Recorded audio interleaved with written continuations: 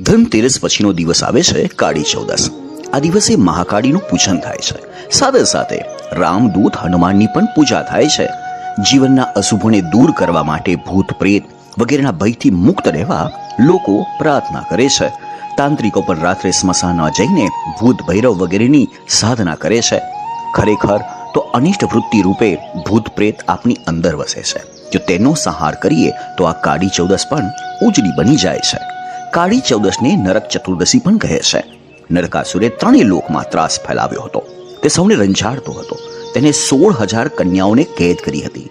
દેવોની પ્રાર્થનાથી ભગવાન શ્રી કૃષ્ણ અને તેમની પત્ની સત્યભામા સાથે જઈને ભૌમાસુર એટલે કે નરકાસુરનો નાશ કર્યો અને 16,000 સ્ત્રીઓને કેદમાંથી મુક્ત કરી.